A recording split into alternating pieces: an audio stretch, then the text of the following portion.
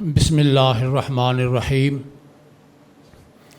اللہم صلی علی محمد وعلی آل محمد وبارک وسلم اما بعد۔ عزیزان محترم،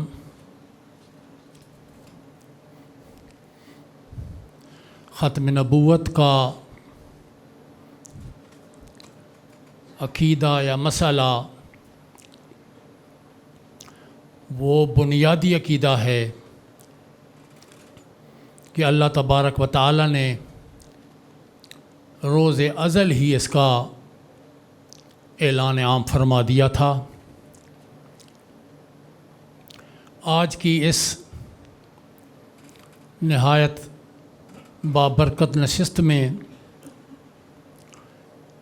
چند کلمات میں عرض کرنے کی سعادت حاصل کرتا ہوں۔ سال ڈیڑھ سال پہلے جو میری کتاب شائع ہوئی ہے اس کا ابتدائی حصہ وہ مشتمل ہے مرزا قادیانی کی آخری کتاب نزول المسیح کے جواب میں۔ مرزا قادیانی نے جو آخری کتاب نزول المسیح کے نام سے لکھی، اس کے بعد وہ مر گیا۔ پھر سن 1909 میں یہ کتاب شائع ہوئی۔ اس کو سامنے رکھ کر جو متعلقہ پوائنٹس بنتے ہیں، میں نے اس کا جواب اپنی اس کتاب میں لکھا ہے۔ اس میں سے دو تین باتیں چن کر میں آج آپ کی خدمت میں پیش کرنا چاہتا ہوں۔ پہلی بات یہ کہ مرزا قادیانی نے اپنی اس کتاب نزول المسیح کے صفحہ 487 پر اور پھر 499 پر متواتر یہ بات لکھی ہے کہ یقین یا ایمان جو ہے وہ گفتگو سے آتا ہے، گفتار سے آتا ہے۔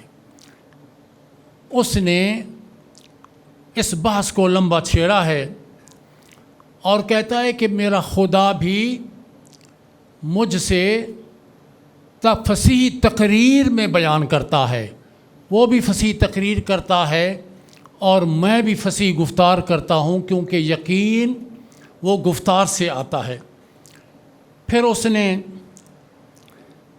اسی کتاب کے اندر اپنے مناظروں کا ذکر کیا ہے کہ جو ہندوؤں کے ساتھ کرتا رہا، عیسائی پادریوں کے ساتھ کرتا رہا، اور صفحہ 542 پر مثلا اس نے لکھا کہ اس کو اتنی بولنے کی طاقت دی گئی ہے کہ 15 دن وہ کہتا ہے میں بات کرتا رہتا تھا اور مناظروں میں بحث کرتا رہتا تھا۔ پھر اسی کتاب کے 588 صفحہ پر وہ ایک اور بات لکھتا ہے کہ عید کا دن آ گیا اور میں خطبہ کے لیے جب کھڑا ہوا عید کی نماز کے لیے، تو اتنی فصاحت و بلاغت میری گفتگو میں آ گئی کہ میں گھنٹہ 2 گھنٹہ متواتر فصیح و بلیغ تقریر کرتا رہا۔ کہنے کا مقصد یہ ہے، میں نے اس کا جو یہ پوائنٹس لے کر پھر اس کے جواب میں جو 2-4 جملے لکھے ہیں وہ آپ کی خدمت میں عرض کروں۔ میں نے لکھا کہ خدا نے تیرا دعویٰ بار بار اس کتاب میں ہے اور کتابوں میں بھی ہوگا۔ یہ تو صرف ایک کتاب نزول المسیح کا میں حوالہ دے رہا ہوں کہ تجھے بولنے کی اتنی طاقت، گفتار کی اتنی طاقت ملی، اور تو سمجھتا ہے کہ ایمان اور یقین تو گفتگو کے ذریعے سے حاصل ہوتا ہے۔ یعنی 2 باتیں یاد رکھیں، ایک تو طاقت گفتار اس کو بہت ملی، اس کا دعویٰ ہے، اور پھر اس کا دعویٰ ہے کہ ایمان ملتا ہے، یقین اگر ملتا ہے تو وہ گفتار سے ملتا ہے۔ تو پھر آئیے بات سنیں، حضرت سیدنا خواجہ پیر مہر علی شاہ رضی اللہ تعالی عنہ نے جب اس سے کہا کہ جو مسئلہ ہمارے تمہارے درمیان اختلافی ہو گیا ہے اس کے اوپر 10 منٹ گفتگو کریں گے، تو مرزا قادیانی منکر ہو گیا اور گفتگو کرنے کی جرأت اور ہمت نہ کر سکا اور گھر سے باہر ہی نہ نکلا۔ عزیزان محترم، یہاں چھوٹی سی بات یہ یاد آئی کہ چونکہ اللہ کے یہ پاک بندے، اور میں سمجھتا ہوں حضرت سیدنا خواجہ پیر میر علی شاہ رضی اللہ تعالیٰ عنہ اس دور کے مجدد اعظم، اللہ تبارک و تعالیٰ نے یہ کرم فرمایا ہوتا ہے کہ ان اپنے پاک بندوں میں نبی مکرم علیہ الصلاۃ والسلام کی خصوصیات و صفات کو ظاہر فرماتا ہے۔ جیسے اللہ تعالیٰ نے اپنی صفات کو، اپنے انوار و تجلیات کو حضور نبی مکرم علیہ الصلاۃ والسلام کے اندر ظاہر فرمایا، تو پھر اللہ اپنے پاک بندوں کو نبی مکرم علیہ الصلاۃ والسلام کی صفات سے مزین فرماتا ہے اور ان کو اس نور سے منور فرماتا ہے۔ تو آقا پاک علیہ الصلاۃ والسلام کی شان ایک بے شمار شانوں میں سے ایک شان، کسی نے یہ بھی بیان کی ہے کہ تیرے سامنے ہیں دبے لچے فصحا عرب کے بڑے بڑے، کوئی جان منہ میں زبان نہیں بلکہ جسم میں جان نہیں۔ اور مرزا قادر اس کا دعویٰ یہ ہے کہ 15 دن میں بحث کرتا رہتا تھا، گفتار کی اتنی طاقت مجھے دی گئی ہے، اچانک میں کھڑا ہوتا ہوں، گھنٹوں میں بولتا چلا جاتا ہوں، اور پھر یہ مانتا ہے کہ گفتار ہی سے ایمان حاصل ہوتا ہے۔ تو پھر کہاں گئی وہ تیری گفتار کی طاقت، اور کہاں گیا تیرا وہ گفتار کا دعویٰ؟ تو 10 منٹ گفتگو کے لیے بھی حضور آقا پیر میلی شاہ رحمۃ اللہ کے سامنے آنے کی جرت نہ کر سکا۔ عزیزان محترم، دوسرا پوائنٹ جو میں نے اس کتاب میں لکھا ہے اور آپ کے سامنے بیان کرتا ہوں، اس کا دعویٰ یہ ہے کہ عیسیٰ ابن مریم علیہ السلام مردے زندہ کرتے تھے، تو اس نے بھی دعویٰ کیا کہ میں بھی مردے زندہ کرتا ہوں، اور اس نے اس کتاب نزول المسیح کے صفحہ 598 پر اپنے بیٹے کی بات لکھی ہے، تفصیل میں نہیں جاتا، مختصر یہ کہ وہ لکھتا ہے میرا بیٹا مر گیا اور سارے گھر میں شور مچ گیا کہ مر گیا، یہ مر گیا۔ میں نے دیکھا نبض ختم ہو گئی تھی، سانس بند ہو گئی تھی اور آنکھیں پتھرا گئی تھیں، مگر میں نے اس کے اوپر ہاتھ رکھا تو وہ زندہ ہو کر بیٹھ گیا۔ میں نے یہ اس کے جواب میں بات لکھی ہے، یہ اس کا دعویٰ ہے۔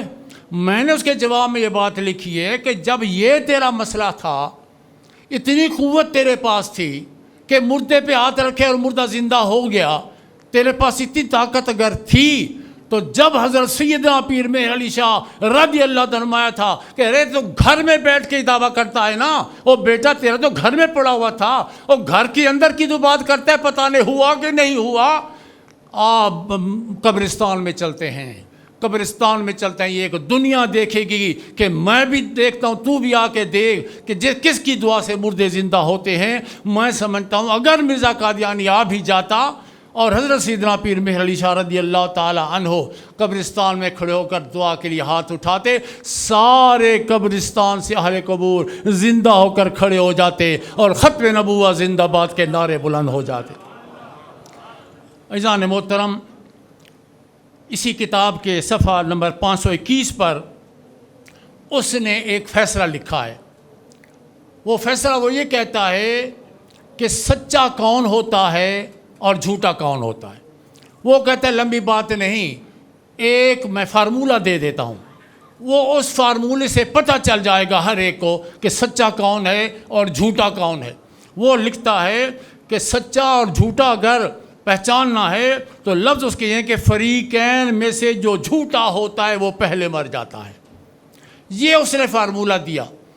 دو بندے ہیں، ایک سچا ایک جھوٹا، اور جو جھوٹا ہے وہ سچے سے پہلے مر جائے گا، جو پہلے مر جائے وہ جھوٹا ہے، اور جو بعد میں مرے وہ سچا ہے۔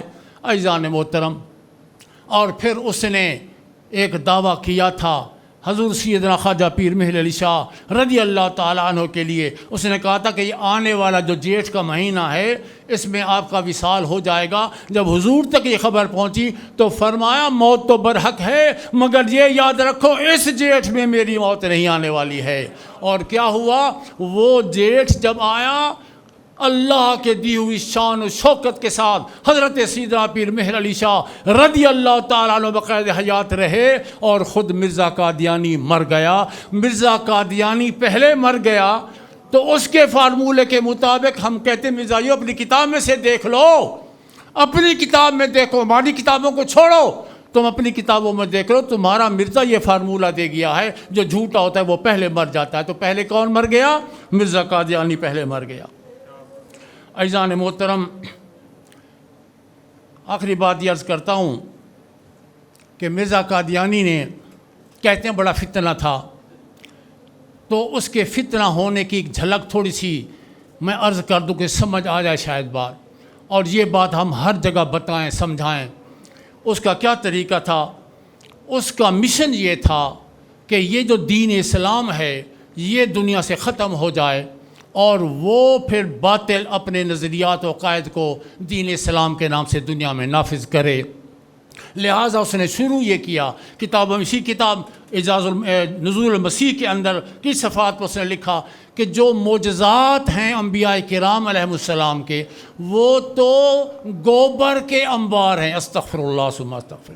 وہ کہتے ہیں یہ گوبر کے انبار ہیں، اور پھر وہ کہتے ہیں نبی پاک علیہ الصلوۃ والسلام کے معجزات کے بارے میں یہ تو قصے کہانیاں ہیں جیسے ہندوؤں کی قصے کہانیاں۔ استغفر اللہ ثم استغفر اللہ، یعنی کس طرح سے وہ دین اسلام کو ایک طرف کر کے اور اپنے مذہب کو آگے لانے کی کوشش کرتا تھا۔ پھر اس نے کہا یہ جو آج مولوی صاحبان علماء اسلام یہ جن ہستیوں کی بات کرتے ہیں وہ خیالی بت ہیں، وہ خیالی بت ہیں۔ یہ اس کتاب میں نزول مسیح کے اندر وہ لکھتا ہے، اور اس کے بعد لکھتا ہے کہ یہ جو دین پیش کرتے ہیں یہ تو سوکھے چھلکے ہیں، ان کے اندر مغز نہیں ہے۔ یعنی مقصد اس کا سے یہی تھا کہ کسی نہ کسی طرح دین اسلام کو ہٹا کر ایک باطل مذہب دنیا میں نافذ کیا جائے۔ یہ اس لیے اس کو بڑا فتنہ قرار دیا جاتا ہے، اور پھر اس کا نظریہ یہ تھا، اور اب تک یہی ہے۔ مرزائیوں سے اگر پوچھ کے دیکھیں اب تک یہی ان کا عقیدہ اور ایمان ہے کہ جیسے حضور محمد پاک صلی اللہ علیہ وسلم دنیا میں تشریف لائے تو پہلے ادیان منسوخ ہو گئے، اور حضور آقا علیہ الصلوۃ والسلام جو دین اسلام لے کر آئے وہ قیامت تک کے لیے نافذ ہو گیا، اور پہلے ادیان منسوخ ہو گئے۔ مرزا قادیانی کی کوشش یہی تھی، اس کا عقیدہ ایمان یہی تھا۔ اب تک وہ یہی سمجھتے ہیں کہ اب جو حضور محمد نبی پاک صلی اللہ علیہ وسلم دین اسلام لے کر آئے تھے وہ منسوخ ہو گیا، اب مرزا قادیانی کا دین دنیا میں چلے گا۔